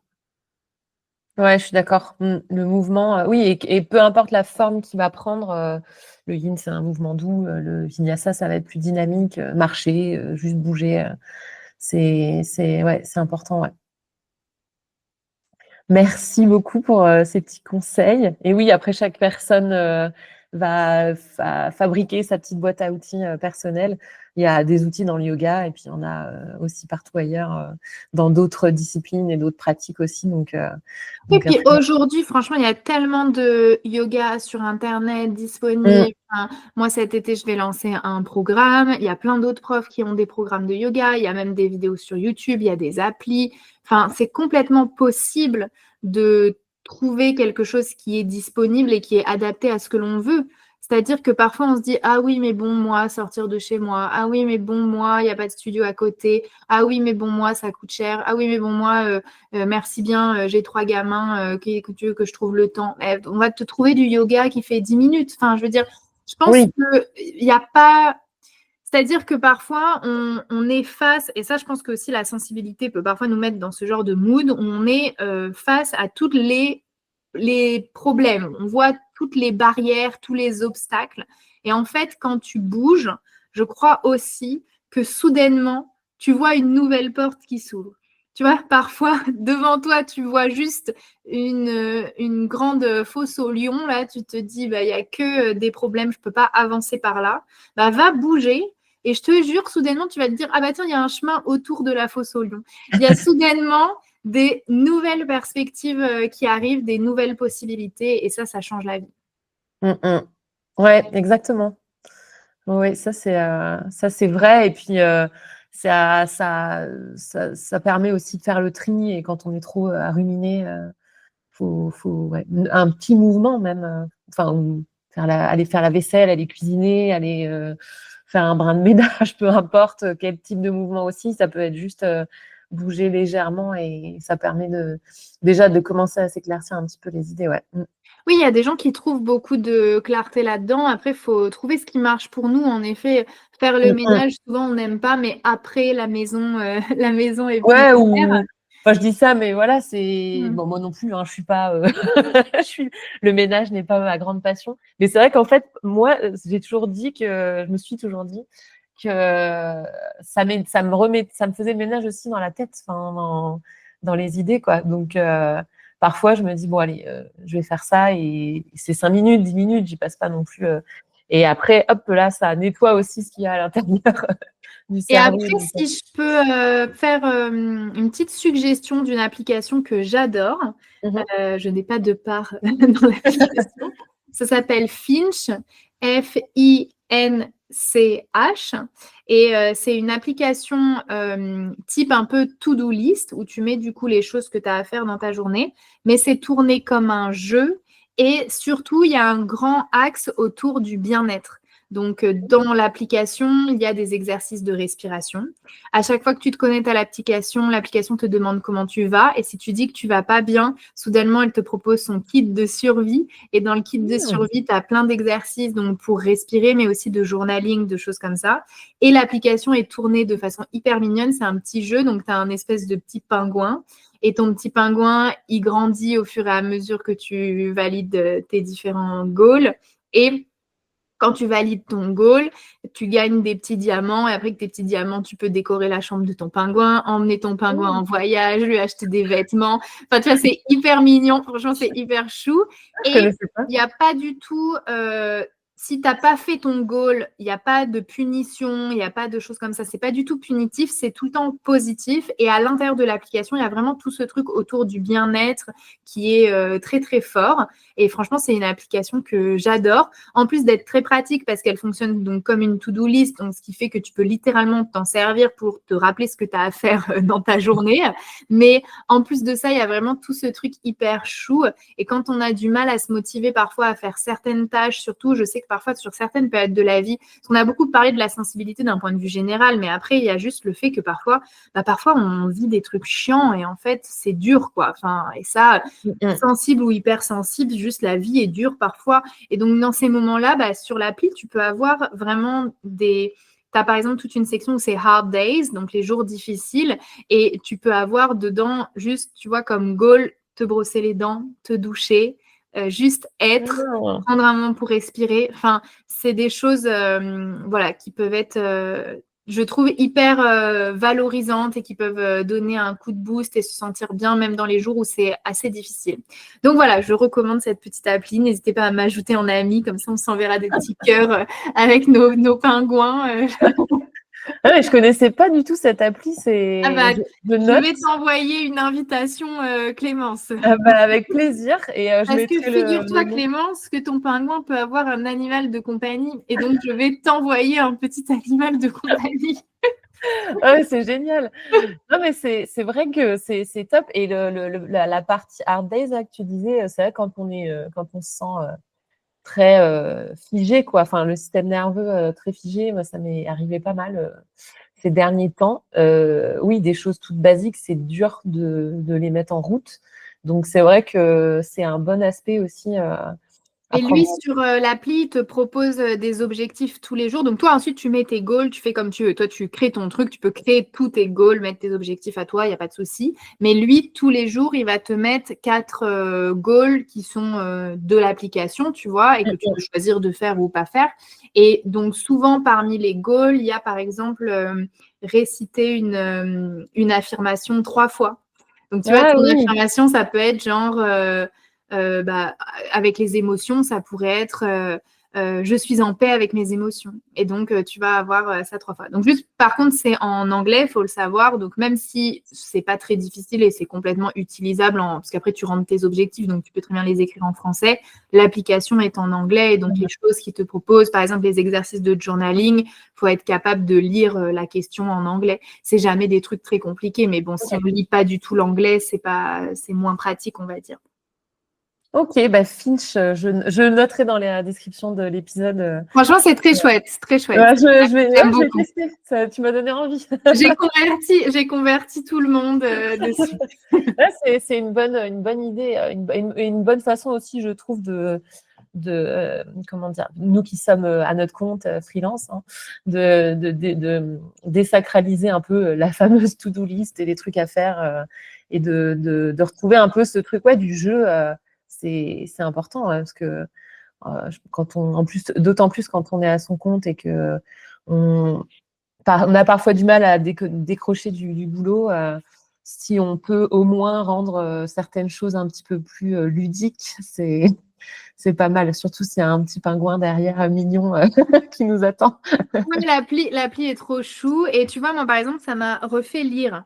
Parce que moi, j'ai toujours adoré la lecture, mais ça fait vraiment des années que je ne lis plus que pour des raisons. Je lis pour une formation, enfin voilà. Donc, je lis aucun roman, je lis vraiment que des choses dans le but d'apprendre quelque chose parce que j'ai fait beaucoup de formations l'année dernière. Donc, à chaque fois, j'avais des tonnes de listes de lecture, de trucs à lire, que parfois tu lis vite pour avoir fini avant la deadline, etc. Et donc, j'avais un peu perdu la joie de lire. Je me suis jamais dit comme quelqu'un qui n'aimait pas lire, mais bon, voilà, je sais pas comment dire, j'avais perdu. Ça faisait longtemps que j'avais plus ressenti l'excitation du roman, tu vois. Et donc, l'appli m'a suggéré lire 5 minutes par jour. Et donc, je me suis dit, bon, allez, je vais le faire, tu vois. Et j'avais un bouquin qu'on m'avait offert, que je n'avais pas ouvert qui traînait chez moi depuis peut-être 1 an et demi, enfin vraiment le truc que j'avais laissé dans ma bibliothèque. Je l'ai lu en une semaine, parce qu'après, bon, moi, je suis une bonne lectrice tout de même.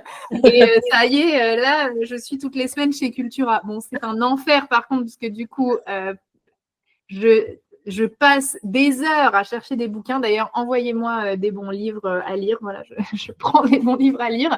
Je peux suggérer des choses.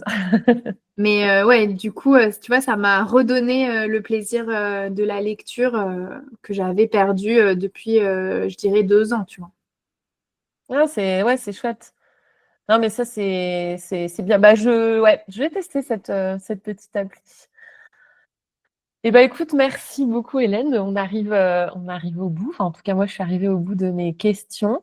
Et avant de se quitter, où est-ce qu'on peut te retrouver pour les personnes qui souhaiteraient soit pratiquer avec toi, soit se former avec toi, parce que tu formes aussi des professeurs. Et puis, de toute façon, je mettrai tes réseaux, etc., dans la description. Oui, donc on peut me suivre sur Instagram, c'est là où je suis vraiment la plus active. Donc mon compte Instagram, c'est LN Watkins. On peut également me retrouver sur mon site pour avoir toutes les infos de mes prochaines formations. Là, sur l'année 2025, on est complet. Donc voilà, Trop bien. on est complet sur toute l'année. Mais 2026, des nouveautés arrivent, notamment on déménage. Donc, on était jusqu'à présent on fait des formations 100% en ligne. Donc, pour les gens qui aiment faire du en ligne, on a ça. Je pense que le yin fonctionne très bien en ligne. Et après, pour les gens qui aiment aussi nous voir en vrai, on a des immersions et on était en région parisienne. On termine l'année en région parisienne et à partir de 2026, on va être à côté de Bordeaux. On va être pas très loin de chez toi. Oui. On va être à 1 heure au-dessus de Bordeaux et à peu près à 1 heure de La Rochelle, tu vois, pour donner une idée dans les terres, voilà. Ok, tu as le nom de la ville, du village peut-être? Oui, j'ai le nom, je garde le secret, mais Ok. voilà, pour donner une Mais à idée. mon Et avis, c'est ouais. très accessible, c'est-à-dire que c'est à 45 minutes en voiture de la gare d'Angoulême ou c'est à 10 minutes en voiture d'une gare qui amène enfin qui est direct à Bordeaux. Donc tu fais par exemple Bordeaux, je veux pas La dire où. ville. Et ensuite c'est à 10 minutes en voiture et D'accord. donc ça permet hyper facilement, les hôtes viennent récupérer directement à la gare et tout, donc c'est super cool. Donc ça sera hyper facile d'accès, ça faisait vraiment partie de mes critères parce que je voulais que les gens ne soient pas obligés de posséder une voiture pour rentrer chez eux. Donc par exemple, quelqu'un qui vient de Paris, admettons, eh ben, il ferait Paris-Bordeaux 2 heures et ensuite directement de la gare de Bordeaux, il prendrait un train en 1 heure, hop, ça y est, il y est. Donc en 3 heures de temps, tu es sur place. Et donc, comme j'ai dit, les autres viennent récupérer directement à la gare qui est à 10 minutes. Après, pourrait aller jusqu'à Angoulême et avec les autres participants se faire récupérer en voiture, par exemple. Et après, bien sûr, à Bordeaux, il y a aussi l'aéroport. Donc ça, c'était quelque chose qui est pratique. Et donc, de l'aéroport de Bordeaux, pour les gens qui n'y ont jamais été, il y a un train qui passe, non pas un bus, un bus qui passe toutes les 30 minutes et qui amène directement à la gare de Bordeaux. Et après, pareil, de nouveau, le train pendant 1 heure. Donc, ça, c'était vraiment un de mes gros critères hyper difficiles à répondre parce que tous les lieux sympas, ils sont paumés dans la pampa. Hein, Donc, c'est en Charente-Maritime, du coup. Je ne dis rien. Ok. Surprise. je crois visualiser plus ou moins dans ma tête à peu près. Mais, tu vas prendre une carte de France après. non, je laisse. No spoiler. C'est dans mes racines. C'est là-bas que sont originaires mes grands-parents. Donc voilà, c'est marrant de retourner voilà, dans mes racines. Ah, c'est top. Mais du coup, voilà, donc ça, je suis toute contente. On déménage dans ce secteur-là l'année prochaine dans un lieu qui est vraiment trop, trop, trop beau. Donc, je suis ravie parce que je ne peux pas vous dire à quel point ça a été un stress de trouver le lieu parfait. Franchement, j'arrivais avec une liste de critères, vraiment, tu sais, comme dans les films, là, le parchemin, là, voilà. Hyper difficile à répondre à tout ce que je voulais et j'ai trouvé. Donc, je suis ravie. Trop bien. Et voilà, et après, sinon, j'ai un podcast qui est en pause pour l'été, mais qui s'appelle Yin and Out et qui parle de yin yoga, de médecine chinoise et de vie de professeur de yoga. Et puis pour les personnes qui voudraient prendre un cours avec toi en présentiel, parce qu'on m'a demandé il n'y a pas longtemps, tu es à Biarritz, c'est ça? Oui, j'enseigne à Biarritz et j'enseigne à Mouguer également, donc juste à côté de Bayonne, dans 2 studios qui sont hyper, hyper beaux. Et donc cet été, je vais donner un petit peu moins de cours. Mhm. Mais à partir de septembre, on pourra me retrouver pour du Kundalini, pour du Vinyasa Yin, pour du Vinyasa et pour du Yin et bain sonore. Trop bien. Et oui, moi je suis allée à Biarritz chez Yogang et c'était super. La salle est vraiment hyper belle et le cours de yin était au top. Donc je reviendrai pour tester le Kundalini maintenant. Oui, je vais donner des cours de Kundalini dès cet été-là, dès juillet. Donc Ok, voilà. trop cool. Bon, bah super. Et puis de toute façon, je mettrai tous tes réseaux, ton site voilà, dans la description pour les gens qui veulent te retrouver ou te suivre, le podcast, etc. Merci beaucoup d'avoir pris ce temps avec moi, Hélène, pour répondre à toutes mes questions. C'était hyper intéressant. Et puis, moi, je te dis à bientôt en présentiel, j'espère. Et puis, sinon, on s'écrit. Et voilà, je te laisse le mot de la fin. Merci Clémence de m'avoir invitée. J'espère que ce podcast était intéressant et qu'il a ouvert la porte à certaines réflexions et certaines envies peut-être pour les gens. J'espère aussi que ça a aidé à dédramatiser le fait d'être sensible parce que je sais que parfois ça peut être quelque chose de un petit peu difficile à vivre au quotidien. C'est pour ça aussi que moi je me suis détachée du mot hypersensible pour me sentir un peu moins étrange et un petit peu plus simplement une personne qui ressent les trucs. Et donc voilà, si ça peut aider, c'est tant mieux. Et dans tous les cas, si vous voulez faire du yin, n'hésitez pas à toquer à ma porte.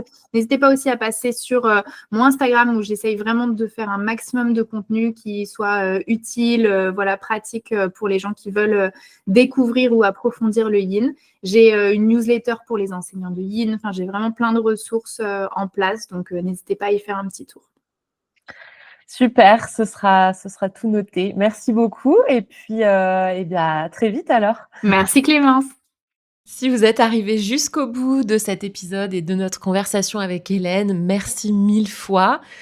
Si le podcast vous plaît, si vous voulez soutenir donc le podcast et mon travail en général, n'hésitez pas à le partager autour de vous, à lui laisser des étoiles, un commentaire également, ou à m'envoyer un petit message, à me faire un petit retour sur les épisodes ou un épisode en particulier qui vous aurait plu. Ça me fait toujours très plaisir de vous lire et d'échanger avec vous. Donc vraiment, n'hésitez pas à m'envoyer vos retours. C'est super précieux pour moi aussi pour la suite. Et puis ce podcast, je le fais pour vous. Donc n'hésitez pas aussi à m'envoyer vos suggestions de sujets, par exemple, que vous souhaiteriez que j'aborde ici. Ce sera avec grand plaisir. Je vous souhaite une belle journée, une belle soirée, suivant l'heure à laquelle vous écoutez cet épisode. Et je vous dis à très bientôt pour un nouvel épisode de Yoga Bliss Podcast.